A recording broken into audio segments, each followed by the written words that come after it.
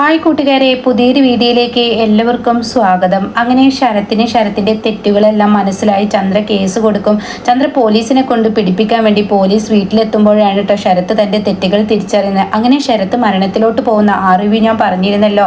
അങ്ങനെ ശരത്ത് ടെറസിൽ നിന്നും ചാടി മരിക്കാൻ ഒരുങ്ങുന്ന സമയത്ത് അവിടെ സച്ചിയാണ് കാര്യങ്ങൾ പറഞ്ഞ് മനസ്സിലാക്കുന്നത്. ഈ സമയം രേവതി പറയുന്നുണ്ട് അവൻ മരിച്ചോട്ടെ, അവന് അത് തന്നെ വേണം, അവന് വാങ്ങി വെച്ച ശിക്ഷയല്ലേ എന്നൊക്കെ പറയുന്നുണ്ടെങ്കിലും അവിടെ സച്ചി അവനെ ജീവിതത്തിലോട്ട് കൊണ്ടുവരാനിട്ടാ. സച്ചി പറയുന്നുണ്ട് നീ പേടിക്കണ്ട, എൻ്റെ അമ്മ കൊടുത്ത കേസ് ഞാൻ പിൻവലിച്ചോളാം, ഒരിക്കലും നിന്നെ ഞാൻ പോലീസ് സ്റ്റേഷനിലോട്ടോ ജയിലിലോട്ടോ പറഞ്ഞയക്കില്ല എന്ന് പറയുമ്പോൾ സച്ചേട്ടാ ഇത് സത്യം തന്നെയാണോ എന്ന് പറഞ്ഞിട്ട് സച്ചിയുടെ കാൽ പിടിച്ച് ശരത്ത് കരയുന്നൊക്കെ ഉണ്ട് കേട്ടോ.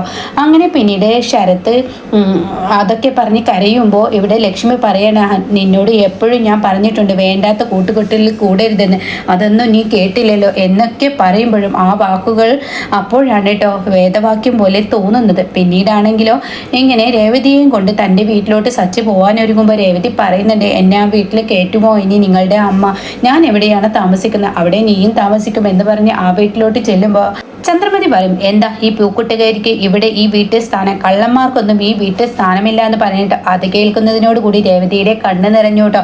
അപ്പോഴേക്കും വർഷയും ശ്രീകാന്തും ഈ പറയുന്ന ശ്രുതിയും സുതിയൊക്കെ അവിടെ എത്തി, രവിയും എത്തിയിരിക്കുന്നു കേട്ടോ.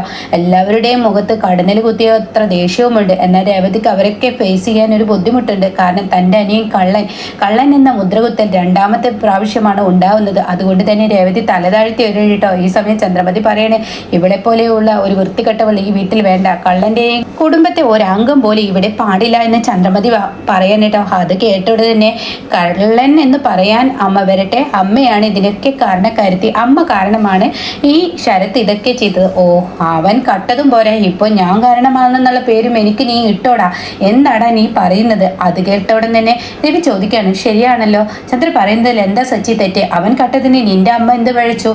അത് കേട്ടോടെ തന്നെ സച്ചി പറയണേ ഇവിടെ അമ്മ പലതും പറഞ്ഞ് ശരത്തിനെ പ്രകോപിച്ചത് കൊണ്ടാണ് അവൻ ഇങ്ങനെയുള്ള സാഹസം ചെയ്തത്, അമ്മയോടുള്ള പ്രതികാരം കൊണ്ടാണ് ആ 1 ലക്ഷം രൂപ അമ്മയിൽ നിന്ന് തട്ടിയെടുക്കാൻ ശ്രമിച്ചത്.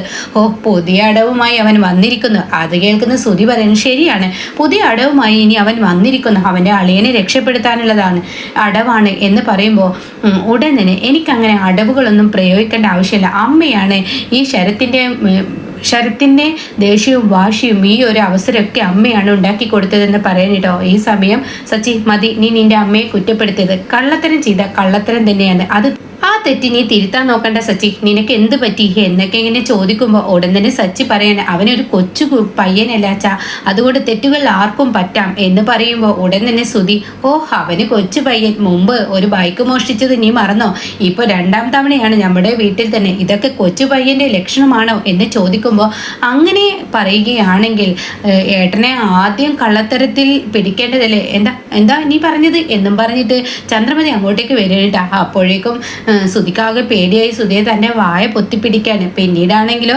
സച്ചി പറയണ തെറ്റുകൾ ആർക്കും പറ്റാം, പക്ഷെ ആ തെറ്റ് തിരിച്ചറിഞ്ഞ് അവൻ കുറ്റബോധം കൊണ്ട് നീറുമ്പോൾ അവനെ ഒരിക്കലും ജയിലിലോട്ട് പറഞ്ഞയക്കുകയോ പോലീസ് പിടിക്കുകയോ അല്ല ചെയ്യേണ്ടത്. അതുകൊണ്ട് തന്നെ അമ്മ ആ കേസ് പിൻവലിക്കണം, ഒരിക്കലും ഞാൻ അത് ചെയ്യില്ല, കാരണം അവൻ എൻ്റെ കൈകളിൽ നിന്നാണ് പണം മോഷ്ടിച്ചത്, അവനെ ഞാൻ വെറുതെ വിടില്ല എന്നും പറഞ്ഞു ഇങ്ങനെ ഒച്ചയെടുക്കാൻ കേട്ടോ. ഈ സമയമാണ് അങ്ങോട്ടേക്ക് പോലീസ് കയറി വരുന്നത്. പോലീസ് കയറി വരുന്നത് കാണുമ്പോൾ തന്നെ സച്ചൊന്നും ഞെട്ടുന്നുണ്ട്. ഇതേ സമയം ചന്ദ്രമതി എവിടെ എന്ന് ചോദിക്കാൻ കേട്ടോ. ഉടൻ തന്നെ ചന്ദ്ര പുറത്തോട്ട് വരണം. എന്താ സാർ, ഞാൻ പറഞ്ഞ പയ്യനെ പിടിച്ചോ എന്നൊക്കെ ചോദിക്കുകയാണ്. അതെ നിങ്ങളുടെ മകനാണോ ഈ സച്ചി? അതെ, ഇത് നിങ്ങളുടെ കുടുംബ വഴക്കാണെന്ന് പറഞ്ഞു ഇവൻ, അതുകൊണ്ട് തന്നെ കേസില്ല എന്നൊക്കെ പറഞ്ഞു എന്ന് പറയാൻ കേട്ടോ. ഇത് കേട്ട ഉടൻ തന്നെ സാറേ ഇവൻ പറയുന്ന വാക്കുകളൊന്നും കേൾക്കതേ, ഇവൻ അതും പറയും അതിലപ്പുറവും പറയും, കാരണം ഇവന് കുടുംബ വഴക്കായിരിക്കും, ഞങ്ങൾക്ക് കുടുംബ വഴക്കല്ല, എൻ്റെ വീട്ടിലെ 2ാമത്തെ മോഷണമാണ് ആ പയ്യൻ ഇത് ചെയ്യുന്നത്.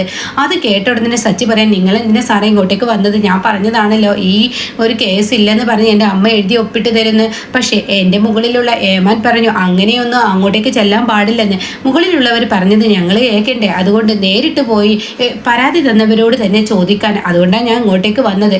അങ്ങനെ ഉടൻ തന്നെ ചന്ദ്രമതി പറയുന്നു ഒരിക്കലും ഈ കേസ് പിൻവലിക്കാൻ ഞാൻ അനുവദിക്കില്ല, അവനെ അറസ്റ്റ് ചെയ്യുക തന്നെ ചെയ്യണം, എങ്കിലാണ് അവൻ ചെയ്യുന്ന തെറ്റെന്തെന്ന് അവന് തിരിച്ചറിയാൻ കഴിയുള്ളൂ. അത് കേൾക്കുന്ന ശ്രുതിയാണെങ്കിലും ശരിയാണ്, അവൻ ചെയ്ത തെറ്റ് എന്തെന്ന് തിരിച്ചറിയാം, അവനെ അറസ്റ്റ് ചെയ്യണം. അപ്പോഴേക്കും ശ്രീകാന്തും അതേ അഭിപ്രായം പറയട്ടോ. ശ്രീകാന്തും പറയണേ അവനെ അറസ്റ്റ് ചെയ്യണം സാറേ, അമ്മ ഒരിക്കലും ഈ കേസ് പിൻവലിക്കരുത്, കാരണം അവൻ ഇത് 1 തവണയാണെന്നല്ലല്ലോ 2 തവണയാണ്. അപ്പോഴേക്കും പിന്നീട് വർഷയും ഇത് ആവർത്തിച്ച് പറയുന്നു. പിന്നെ രവിയാണ് ആകെ ഒരു ആശ്വാസമുണ്ടായിരുന്നത് സച്ചിക്കും രേവതിക്കും. അങ്ങനെ ശരത്തിനെ അറസ്റ്റ് ചെയ്യരുതെന്ന് രവി പറയുമെന്ന പ്രതീക്ഷയോടുകൂടി നിൽക്കുമ്പോൾ രവി ആണെങ്കിലോ, സാറേ എന്തായാലും എൻ്റെ ഭാര്യ കേസ് പിൻവലിക്കുന്നില്ല, തെറ്റ് ചെയ്തവൻ ശിക്ഷിക്കപ്പെടണം എന്ന് പറയണിട്ടോ. ഇതും കൂടി ആവുമ്പോൾ രവതി പൊട്ടിക്കരയണിട്ടോ. എന്നാൽ ഈ സമയം സാറേ കുറച്ച് കഴിയുമ്പോഴേക്കും മതി അവനെ അറസ്റ്റ് ചെയ്യലൊക്കെ. ഇപ്പോൾ സാറെന്തായാലും അവനെ അറസ്റ്റ് ചെയ്യില്ല, എനിക്ക് കേസ് തന്നതിനനുസരിച്ച് അവനെ അറസ്റ്റ് ചെയ്തേ പറ്റത്തുള്ളൂ എന്ന് പറഞ്ഞ് പോലീസ് അവിടെ നിന്നും ഇറങ്ങുമ്പോൾ സച്ചിയാണെങ്കിലോ തൻ്റെ അച്ഛൻ്റെ അരികിലോട്ട് ചെല്ലാനിട്ടോ. എന്നിട്ട് അച്ഛനോട് പറയണം, അച്ഛാ ഒരു കൊച്ചു പയ്യനെ എന്തിനാണ് വെറുതെ ഈ ഒരു തെറ്റ് ചെയ്തതിൻ്റെ പേര് ശിക്ഷിക്കുന്നത്? അവൻ തെറ്റ് ഏറ്റു പറയുന്നില്ലേ, അവൻ ക്യാഷ് തിരിച്ചു തന്നില്ലേ, അത് ഞാൻ നിങ്ങൾക്ക് കൊണ്ടുവന്നില്ലേ, പിന്നെ എന്തിനാണ് നിങ്ങൾ അവൻ്റെ പേരിൽ ഇനിയും പരാതി കൊടുക്കുന്നത്? അത് കേൾക്കുന്ന ചന്ദ്രമതി പറയണേ, എടാ അവൻ ക്യാഷ് ആരാണെന്ന് തിരിച്ചു തന്നത് നിന്നോട് ഞാൻ ചോദിച്ചപ്പോൾ നീ എന്താ എന്നോട് കള്ളം പറഞ്ഞത്? ഒരു പോലീസുകാരൻ, എൻ്റെ അറിവിലുള്ള ഒരു പോലീസുകാരൻ എൻ്റെ കൈകളിൽ കൊണ്ടുവന്നു, കള്ളനെ വെളിപ്പെടുത്താൻ തയ്യാറല്ല എന്നൊക്കെ. അത് നിൻ്റെ ആളിയനായിരുന്നുള്ള സത്യം നീ എന്നോട് പറഞ്ഞില്ല, അപ്പോഴും നീ അവനെ മറച്ചു വെക്കുകയാണ് ചെയ്തത്. അപ്പോഴേക്കും രവി പറയണേ, എന്നാ സച്ചി നീ ഇങ്ങനെയൊക്കെ ആയത്? തെറ്റ് ചെയ്തവൻ തെറ്റ് എന്തെന്ന് തിരിച്ചറിയണമെങ്കിൽ അത് ശിക്ഷിക്കപ്പെട്ടാലാണ് ഇനി അവൻ ചെയ്ത തെറ്റ് ഇനി ചെയ്യാതിരിക്കുകയുള്ളൂ എന്ന് പറഞ്ഞ് രവി അങ്ങ് പോവാണേട്ടാ.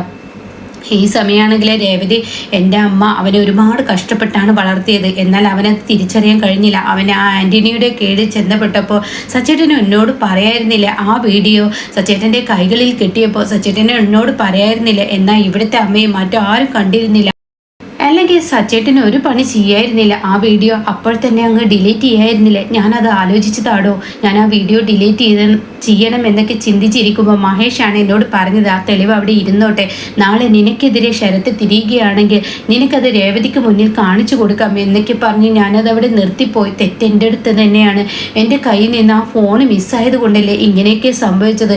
ഇനിയിപ്പോൾ ആ ഫോണിലുള്ള വീഡിയോ ഇനിയിപ്പോൾ ആൻ്റണി തന്നെയാണോ വൈറലാക്കിയിട്ടുണ്ടാവുക? അല്ല, ആ ഫോൺ ആരുടെ കൈകളിലാണ് കിട്ടിയിരിക്കുന്നത് എന്ന് അന്വേഷിക്കേണ്ടിയിരിക്കുന്നു. അത് ഈ വീട്ടിലുള്ള ആരുടെ കൈകളിലാണ്, അതാരാണെന്ന് ഏകദേശമൊക്കെ എനിക്ക് മനസ്സിലായി, അവരെ ഞാൻ കയ്യോടെ പിടികൂടും.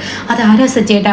അതിപ്പോൾ ഞാൻ എന്തായാലും വെളിപ്പെടുത്തുന്നില്ല, ഞാൻ തെളിവുകൾ സഹിതം അവരെ കയ്യോടെ പിടികൂടിക്കഴിഞ്ഞാൽ അവരുടെ ചില മുഖമൂടികൾ ഇവിടെ എല്ലാവർക്കും മുന്നിൽ ഞാൻ പൊളിച്ച് അടക്കും. അതോടുകൂടി അവരുടെ ഈ ഒരു കാട്ടിക്കൂട്ടലിന് വിരാമമിടുമെന്ന് പറയണേട്ടോ. എന്തായാലും രേവതി, നിനക്ക് ഞാനൊരു വാക്ക് തരുന്നു, നിന്റെ അനിയനെ പോലീസ് ഒന്നും അറസ്റ്റ് ചെയ്യില്ല, അതില്ലാതിരിക്കാൻ എന്തെങ്കിലും വഴികളുണ്ടോ എന്ന് ഞാനൊന്ന് നോക്കട്ടെ എന്നും പറയുന്നുണ്ട് കേട്ടോ. അപ്പോൾ ഇത് ഇനിയിപ്പോൾ കുറച്ച് ദിവസം കഴിഞ്ഞാൽ വരാനുള്ള ഒരു എപ്പിസോഡാണ് കേട്ടോ. ഈ പറഞ്ഞതുപോലെ തന്നെ ഇനി സച്ചി ശരത്തിനെ മാറ്റുകയും മഹേഷിന്റെ വീട്ടിൽ കൊണ്ടു നിർത്തുകയൊക്കെ ചെയ്യുന്നുണ്ട്. പോലീസിന്റെ കയ്യിൽ പിടിക്കപ്പെടാതിരിക്കാൻ സച്ചി ഒരുവിധം കടഞ്ഞ് ശ്രമിക്കും, പക്ഷേ ചന്ദ്രമതി ഒരിക്കലും വിടില്ല. ചന്ദ്രമതി അങ്ങനെ വിട്ടാൽ ശരിയാവില്ല, അവന് ശിക്ഷ കിട്ടണം തന്നെ എന്ന് ആ ഒരു ഇത് വരും. പിന്നീട് രവിയുടെ അടുത്തോട്ട് തന്നെയാണ് സച്ചി ചെല്ലുന്നത്. രവിയോട് കാര്യങ്ങൾ പറയാണ്, അച്ഛാ ഒരിക്കലും ആ പയ്യനെ ശിക്ഷിക്കരുത്, അവർക്കൊരു മകനില്ല, അവൻ്റെ തെറ്റ് തിരിച്ചറിഞ്ഞിരിക്കുന്നു, അവനെ ആ കൂട്ടുകെട്ട് ഒഴിവാക്കിയിരിക്കുന്നു, ആ ചെറുക്കനെ എക്സാം എഴുതണം എന്നൊക്കെ പറയുമ്പോൾ ചന്ദ്രമതിയോട് ഈ കേസ് പിൻവലിക്കാൻ രവി പറയുന്ന ആ ഒരു സീനൊക്കെ ഉണ്ട് കേട്ടോ. അപ്പോൾ അതിനെക്കുറിച്ചൊക്കെ ഒരു റിവ്യൂ പറയാവേ. അപ്പോൾ ആരെങ്കിലും ചാനൽ സബ്സ്ക്രൈബ് ചെയ്തിട്ടില്ലെങ്കിൽ ചാനൽ സബ്സ്ക്രൈബ് ചെയ്ത് കാണുക, എങ്കിൽ നിങ്ങൾക്ക് ഞാനിടുന്ന വീഡിയോയുടെ നോട്ടിഫിക്കേഷൻ ലഭിക്കും കേട്ടോ.